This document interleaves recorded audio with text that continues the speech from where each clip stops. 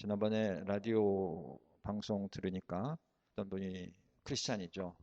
나와서 그리스도인이 사회에서 어떻게 살아야 할까 그런 얘기를 하시는 중에 이 조직에는 두 가지 조직이 있다고 그렇게 그분은 분류하셨습니다. 첫째는 그 조직 내부의 사람들을 위한 조직입니다. 그래서 대표적인 예가 마피아라고 그러더만요. 가진 수단을 동원해서 돈을 가지고 가진 돈은 조직원들끼리 나눠 먹는 겁니다. 그리고 모든 주위에 있는 사람들은 다 그 조직원을 위해서 존재하는 것입니다. 아마 독재 국가도 그러게 되겠죠. 반면에 조직 밖에 있는 사람들을 위한 조직이 있다는 것입니다. 조직은 자기네들이 이득을 챙기는 게 아니라 자기네들이 함께 일하고 헌신하고 희생하면서 조직 밖에 있는 사람들을 섬겨주는 그런 일이죠. 대표적인 게 아마 교회겠죠. 선교단체든지 자선단체든지 우리가 생각할 수 있겠습니다. 근데 그분의 결론은 어떤 조직이 더 오래 가겠느냐 하는 것입니다. 아마도 이기적인 조직보다는 봉사하고 섬기고 희생하는 조직이 더 오래 간다 그렇게 말했습니다. 여러분 우리 교회는 정말 우리를 위해서 있는 것보다는 주님이 주신 사명을 감당하면서 세상을 향하여 정말 주님의 그 모든 은혜를 나타내며 복음을 전하고 하나님께 영광을 돌리는 그런 교회가 되어야 한다는 것입니다. 오늘 성령 충만한 교회 세 번째 시간인데요. 첫 번째는 우리가 각자가 개인이 성장해야 된다고 말씀드렸습니다. 두 번째는 함께 성장해야 된다고 말씀드렸죠. 특별히 교회 생활할 때 몸으로 비유해서 비정상적인 병든 몸이면 안 된다고 그랬습니다. 이제 만약에 개인이 성장하고 함께 성장해서 우리가 정말 능력을 갖추게 된다면 그 다음에 뭐 하느냐는 것입니다. 우리만 좋기 위해서 계속 우리 안에서만 좋은 것을 나눠 가지고 우리만 그것을 누릴 거냐 하는 것이죠. 성경은 뭐라고 그럽니까? 성경은 거기서 그치지 말고 세상을 향하여 나아가라고 말씀합니다. 그래서 오늘 세 번째는 growing out입니다. 자라났고 함께 성장했으면 이제 세상을 향하여 우리가 뻗어 나가야 한다는 것입니다. growing out, 세상을 향하여. 그러면 세상에 우리 교회가 어떤 모습으로 비춰져야 하느냐 하는 것입니다. 그게 우리 교회의 사명입니다. 어느 정도 기간은 교회가 성장하기 위해서 내적으로 내실을 다지고 견고하게 기반을 튼튼히 하고 재정을 튼튼히 하고 사람을 모으고 그리고 교육을 시키고 뭐 여러 가지 좋은 친교도 하고 하겠지만 어느 궤도에 오르면 그 다음에는 우리는 세상을 향하여 나가야 하는데 세상 사람들이 우리를 볼 때에 어떤 모습으로 보게 해야 하느냐는 것입니다. 첫째 중요한 것은 교회는 천국의 모형이 돼야 한다는 것입니다. 다른 사람들이 봤을 때 아, 이 교회 모습을 보면서 천국, 구원받아서 가는 천국은 바로 저런 모임인가 보다. 저런 공동체인가 보다. 세상을 향하여 천국의 모습을 보여줘야 하는 것입니다. 또 하나는 주님이 주신 그 메시지를 전하고 그리스도인이라면 과연 이렇게 살아야 된다라는 어떤 모델, 롤 모델을 제시해야 하는 것이 교회라는 것입니다. 요즘 한국에는요, 그렇게 큰 교회들이 많이 세워집니다. 점점 대형화되고 뭐 좋은 거 다 가지고 아름다운 예배당을 꾸미고 하는데요. 그런데 몇 년 전부터 통계가 나오는데 개신교의 숫자가 줄어든다는 것입니다. 교회 수는 많아집니다. 대형 교회도 엄청난 대형 교회로 커집니다. 그런데요, 전체의 기독교인의 숫자는 개신교인의 숫자는 줄어든다는 것입니다. 어디가 늘어납니까? 불교도 아니고요. 천주교인이 늘어난다는 것입니다. 이제 왜 그러는가? 이제 자성의 소리가 나오면서 연구를 했더니 제일 중요한 얘기가 목회자한테 실망하는 거예요. 그래서 천주교 신부님이 혼자 그렇게 결혼도 안 하고 오직 주님만을 위해서 성당만을 위해서 교구의 신자들을 위해서 헌신하는 게 감동을 받는 거예요. 그 다음에 두 번째로는 직분자들에 대한 실망이에요. 완전 성직자가 아니라 한쪽은 세상 삶을 영위하면서 교회를 섬기잖아요. 근데 그분들이 믿음이 좋다고 전도하고 막 떠들면서 그분들이 사업을 하시든지 직장 생활을 하시든지 사회생활 하는 모습이 안 믿는 자들이 봤을 때 실망스러운 모습이 너무 많다는 것이죠. 세상이 우리를 볼 때 어떻게 보느냐 하는 것입니다. 나는 거룩한 것 같아요. 주일 나가서 그렇게 예배드리고 뭐 성경도 뭐 잘 알고 기도도 열심히 하고. 그런데 내 사회생활이 어떠냐 하는 것입니다. 목사도요, 교회에서는 거룩한 것 같아도 내가 밖에 나갔을 때 나도 음식점도 가고 사람도 만나고 다니는데 다른 사람이 나를 봤을 때 목사가 저러느냐, 이게 문제가 있는 것입니다. 여러분, 우리가 정말 잘 믿는 것, 소위 말하는 우리끼리 잘 믿는 것 중요하지만 밖에 사람들이 나 개인이나 우리 교회를 봤을 때 어떻게 느끼느냐. 여러분, 이게 참 중요합니다. 주님을 나타내야 돼요. 정말 하나님의 거룩하심과 하나님의 사랑과 은혜와 이 모든 걸 나타내야 돼요. 이 교회가 진짜 아름다운 교회가 되는 것이 아름다운 모습을 보여줘야 돼요. 그러면 이제 오늘 제가 네 가지로 말씀을 드리는데요. 오늘 본문을 통해서 성경 말씀을 통해서 네 가지로 말씀하는데 예루살렘 교회가 그 주위에 있는 사람들에게 어떤 영향을 미쳤으며 어떻게 보였을까? 교회는 첫째로요. 성령 충만한 교회, 세상 사람들이 아름답게 보는 교회는 첫째는 능력을 나타내는 삶이 돼야 된다는 것입니다. 2장 43절 우리 한번 같이 읽겠습니다. 시작. 사람마다 두려워하는데 사도들로 인하여 기사와 표적이 많이 나타나니. 예루살렘 교회 교인들 보고 사람들이 두려워했어요. 밖에 있는 사람들도 두려웠어요. 왜 그래요? 기사와 능력이 나타났습니다. 사실 기사와 표적은 예수님 계실 때 많이 행했죠. 혹은 구약의 엘리야, 엘리사 이런 사람들이 능력을 많이 행했습니다. 어떤 기적이죠. 일반 사람들로 생각할 때는 이해 안 되는 그런 일들이에요. 불가능한 일들이 막 생겨나는 것입니다. 예수님께서도 요한복음 4장에 보면 이 왕의 신하의 아들을 고쳐주실 때 그러셨어요. 도무지 너희들은 기사와 표적을 보지 아니하면 믿으려고 하질 않는다. 그러면서 기사와 표적을 행해 주셨어요. 이제 중요한 건 기사와 표적이 막 일어나는데 이 기사와 표적 일어나는 것이 목적이 어디 있느냐, 또 기사와 표적을 누가 행하느냐, 이게 중요합니다. 두 가지예요. 첫째로 누구를 통해서 나타났습니까? 이 사도행전 2장에는 제자들, 사도들을 통해서 나타났죠. 복음서에서는 예수님 통해서 나타났고요. 여기 사도행전에서는 제자들을 통해서 나타나는데 제자들은 어떤 사람들이에요? 제자들은 변화된 사람들이에요. 그래서 우리가 보면 제자들의 변화된 삶을 통해서 능력이 나타난 것입니다. 그리고 하나님께서 그들을 통해서 변화된 제자들을 통해서 어떤 이적과 기사가 막 일어나게 해주신 거예요. 초자연적인 일들이 일어나게 하는 거예요. 불치의 병이 막 낫게 되고요. 장애자가 막 온전하게 되고 말이죠. 그 놀라운 역사가 막 일어나는 것입니다. 그렇다면은 오늘 우리 교회도 그렇게 돼야 돼요. 하나님의 능력이 나타나야 된다는 것입니다. 누구를 통해서 하나님의 능력을 나타내느냐? 변화된 사람을 통해서 나타냅니다. 그냥 욕심만 많아가지고요. 나도 좀 능력을 행하는 사람이 되겠다. 그래가지고 마치 성경에 나오는 마술사 시몬처럼 베드로에게 가가지고 내가 돈을 줄 테니까 병 고치는 능력을 나에게도 좀 달라 이렇게 돼요. 돈 주고 살 줄로 생각하는 거예요. 그러다가 책망을 듣고 막 저주까지 받으니까 무서워가지고 네가 말한 그 저주가 내게 임하지 않게 해달라고 그렇게 사정을 한다 그 말이죠.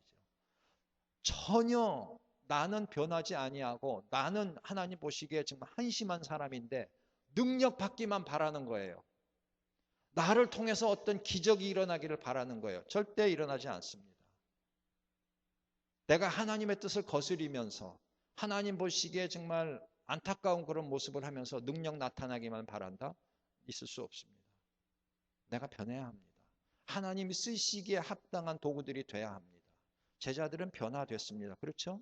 겁쟁이들이 아주 그냥 성질이 고약했던 자들이 성령 충만 받고는 다 변해버렸어요. 겁이 없어졌어요. 온유한 사람들이 되었어요. 서로 잘났다고 누가 크냐 했던 사람들이 서로 섬기는 사람들이 되지 않았습니까? 그런 사람들을 통해서 주님이 능력을 주시는데 기사와 능력을 주셨습니다. 근데 이제 이게 우리의 문제예요. 그러면 오늘날도 내가 준비만 되면 막 기사와 이적이 초대교회처럼 일어나느냐? 뭐 일어날 수도 있습니다. 선교지에 가면 놀라운 역사들이 많이 일어난다고 그럽니다. 여러분 그런 일들이 청교에서 일어날 수 있어요. 그런데 자, 우리 지금 교인 중에 누가 없다. 아마 베드로나 사도 바울처럼 그런 능력을 행할 수가 없어요. 오늘날은 교회 안에서 초대교회처럼 그런 은사들의 그 역사들이 그렇게 일어나지 않는다는 것입니다. 그래서 이제 우리는 이게 좀 고민이 되는 것입니다. 저 같은 목회자는 더 고민이 되는 것이다. 아, 그러면 나는 능력이 없는 사람이구나. 이렇게 좀 어려워지기 시작합니다. 그런데요, 그렇지가 않다는 것입니다. 이게 사도들도 그렇고요. 지금 우리도 그렇고요. 내 능력으로 하는 게 아니거든요. 누구의 능력으로 하는 거예요? 하나님의 능력, 주님의 능력으로 하는 거예요. 그러니까 그때나 지금이나 주님 원하시면 어떤 사람을 통해서도 하실 수 있는 거예요. 대부분의 경우는 하나님 뜻에 합당한 사람을 통해서 역사하시는 것이죠. 거기에 이제 우리가 포인트를 두고 생각을 해보는 거예요. 그렇다면 기사와 표적을 주신 목적이 무엇이었는가? 성경 두 군데를 봅니다. 먼저 사도행전 2장 22절 이스라엘 사람들아 이 말을 들으라 너희도 아는 바에 하나님께서 나사렛 예수로 큰 권능과 기사와 표적을 너희 가운데서 베푸사 너희 앞에서 그를 증거하셨느니라. 예수님 당시에 예수님 표적과 기사 행하게 하나님 해주셨는데 목적이 뭐라고요? 예수님을 증거하기 위해서 하나님의 아들이시고 메시아시고 너희들을 위해서 오신 분 회복시켜 주시고 고쳐 주시고 드디어 죄를 용서함을 받게 해주시는 그런 예수님을 증거하기 위해서 기사와 표적이 일어났다는 것입니다. 또 한 군데 더 봅니다. 사도행전 14장 3절입니다. 두 사도가 오래 있어 주를 힘입어 담대히 말하니 주께서 저희 손으로 표적과 기사를 행하게 하여 주사 자기 은혜의 말씀을 증거하시니 아까는 예수님 증거한다 그랬죠. 지금은 사도들의 그 능력을 통해서 사도들이 행하는 기사와 표적을 통해서 예수님의 말씀, 하나님의 말씀을 증거하는 거예요. 뭐 다른 경우도 많이 있지만 이 두 가지가 대표적이에요. 첫째, 예수님이 누구신가를 증거하기 위해서 기사와 표적이 일어났고 두 번째는 하나님의 말씀, 예수님이 주신 말씀을 증거하기 위해서 그게 사실이라는 것을 증거하고 그것으로 통해서 은혜를 받고 믿게 하기 위해서 기사와 표적이 일어났다는 것입니다.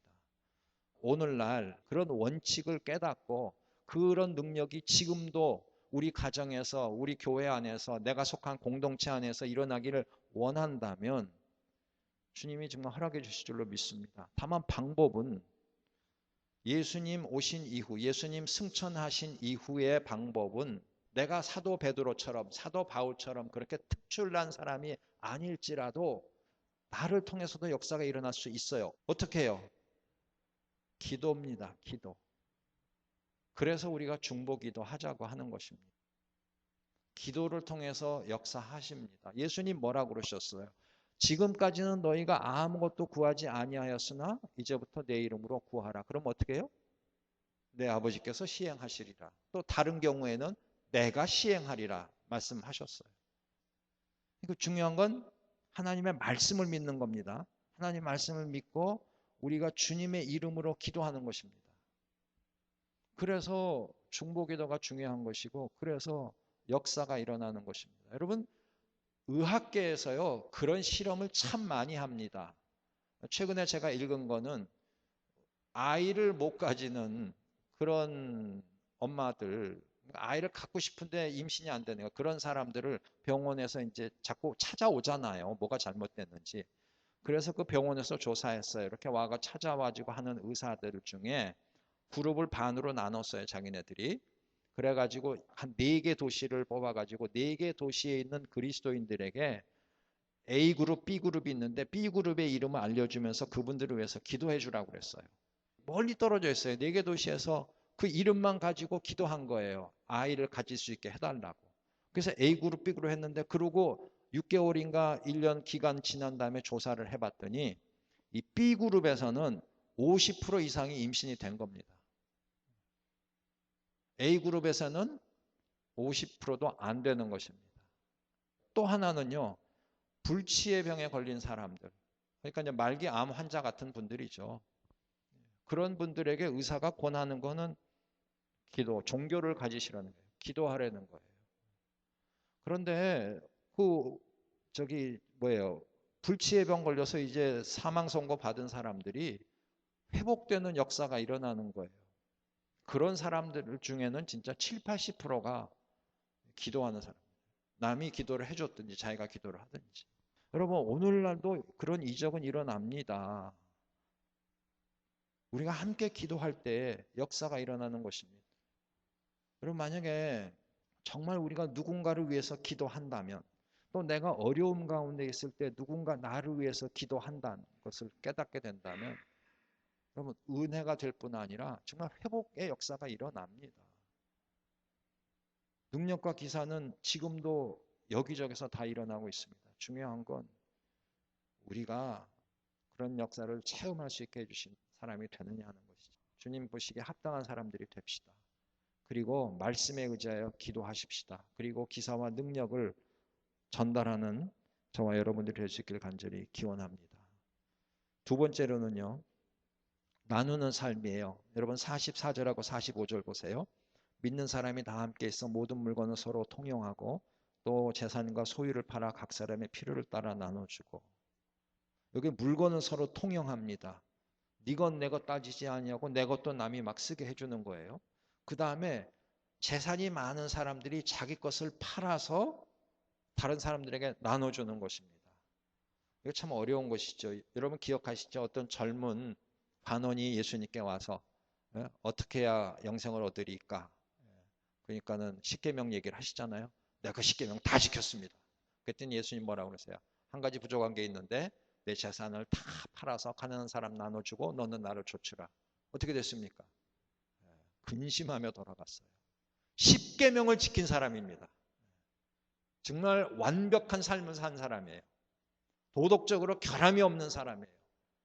그런데 그거 가지고 부족하다는 것입니다. 왜요? 물질에 대한 집착입니다.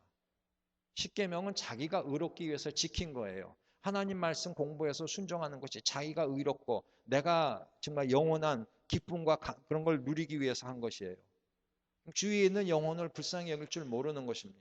나눠줄 줄 모르는 사람입니다. 하나님이 그에게 많은 좋은 것을 주셨는데 자기만을 위해서 쓰려는 거예요. 자기 마음에 맞는 사람들하고만 나누기를 원하는 것이죠. 진짜 필요한 사람에게 주는 게 아니라 내가 주고 싶은 사람에게 주는 것입니다. 그거는 잘못된 것이죠. 여러분 사랑도 그렇고요. 물질도 그렇고요. 모든 것이 필요한 사람에게 주는 것이 중요합니다. 내가 좋은 사람에게만 주는 건 이거는 이기적이죠. 나의 만족을 위한 것이죠.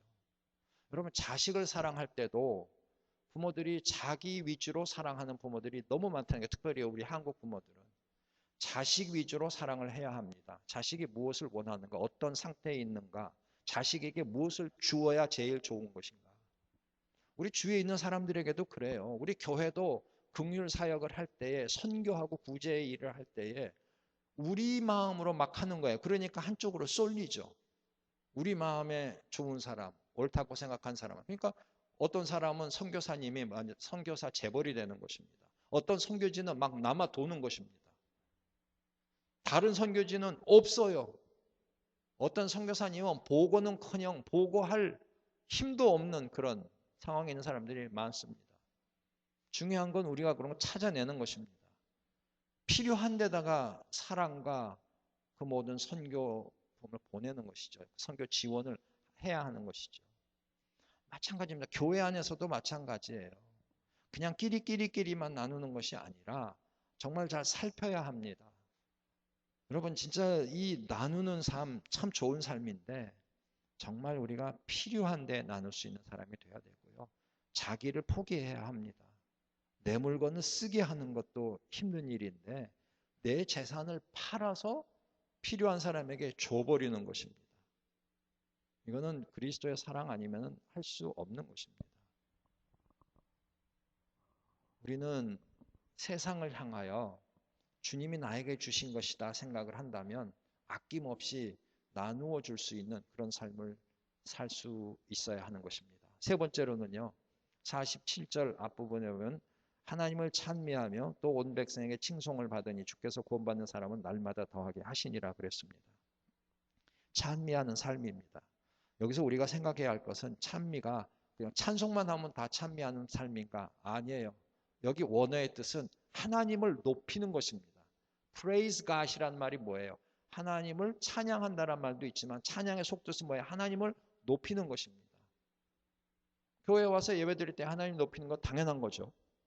근데 예배 끝나고 집에 가면 집에 가서는 하나님 높이는 삶이 약해지는 것입니다. 직장이나 사회생활 할 때는 더더욱이 하나님은 약해집니다. 하나님의 힘이 없어져요. 내 사업처에서나 내 직장에서는 하나님의 힘이 없어져요. 누가 힘이 강해져요? 내 상사가 힘이 강하고 나에게 찾아오는 고객이 힘이 강하죠. 내 가정에서는 내 아내가 힘이 강하고 내 자식이나 내 부모가 하나님보다 힘이 더 강한 것입니다. 그런 사람들이 더 높아지는 것입니다. 그러면 안 되는 것입니다. 그건 잘못된 신앙입니다.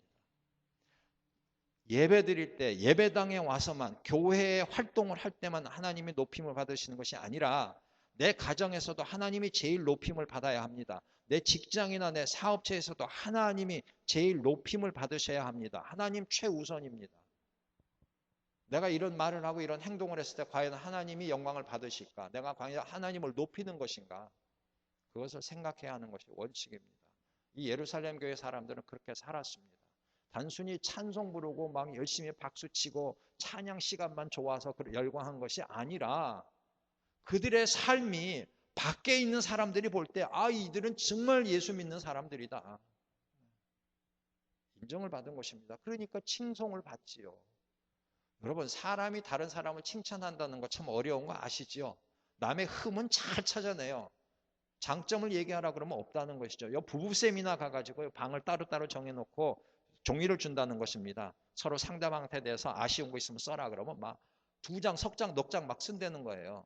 그 다음에 그걸 다 회수한 다음에 또 종이 나눠주고 상대방에 대해서 칭찬하고 만족해하는 거 쓰라. 한 장도 다 못 쓴다는 것입니다. 10년, 20년 산 부부 중에도. 남의 단점은 잘 보입니다. 그러나 남 칭찬하고 장점 보이는 거 쉽지가 않단 말이에요. 그런데 예루살렘 교회는 칭송을 받았다고 합니다. 그들의 삶은 거짓이 없는 삶이에요. 투명된 삶이고 누가 봐도 인정을 하는 그런 삶이었죠. 그것이 하나님을 찬미하는 삶입니다. 이제 마지막 네 번째로는요. 주님을 전하는 삶이에요. 사도행전 5장 42절에 저희가 날마다 성전에 있든지 집에 있든지 예수는 그리스도와 가르치기와 전도하기를 쉬지 아니하니라 그랬어요. 능력을 나타내는 삶, 서로 나누는 삶, 하나님을 높이는 삶, 칭찬을 다 받았어요. 그리고 나가서 전도하니까 전도가 잘 됐겠어요? 잘못됐겠어요? 잘 되죠. 클레이턴 컬셔라고 아세요? 다저스 야구팀의 제일 첫 번째 피처예요. 유현진도 잘하지만 컬셔가 더 잘합니다. 그리고 아주 연봉도 훨씬 더 많은데 여러분 컬셔의 페이스북을 들어가 보세요. 그분이 아프리카 가가지고 아이들하고 같이 앉아있는 사진이 있고요. 젊은 사람인데 아주 신시어 크리스찬이래요. 거기 뭐라고 써 있느냐 하면 나는 예수 믿으라고 전도하지 않는다. 그냥 예수 믿는 사람의 삶이 어떤 건지 보여준다. 야, 이거 목사로서 부끄러운 이야기입니다. 그런 글이 써 있어요. 그냥 예수 믿어라, 예수 믿어라, 뭐 우리 교회 오세요, 집회 오세요, 어쩌고 저쩌고 뭐 기도하세요, 뭐 떠드는 게 아니라 그런 얘기 안 하고 그냥 내 삶으로 보여주는 거예요. 나는 그리스도인이다 얘기하고요. 나는 그 많은 연봉을 가지고 돈을 가지고 아프리카를 아내하고 같이 가는 거예요. 가서 좋은 일 많이 해요. 그 사람은 그 오프 시즌, 경기 없는 시즌에 꼭 갑니다. 선교하러. 그 사람 얘기가 그거예요. 나는 내 삶으로 내가 크리스찬은 어떻게 살아야 하는지를 나는 보여줍니다. 크리스찬으로서 내가 어떻게 사는지를 보여줍니다. 이거 굉장히 정말 자신 있는 얘기입니다. 안 그렇습니까? 주님을 전하는 삶. 여러분 우리 함께 성장하십시다. 그리고 세상을 향하여 그리스도인이란 이렇게 사는 것이다 보여주는 저와 여러분들이 될 수 있기를 주의 이름으로 축원합니다.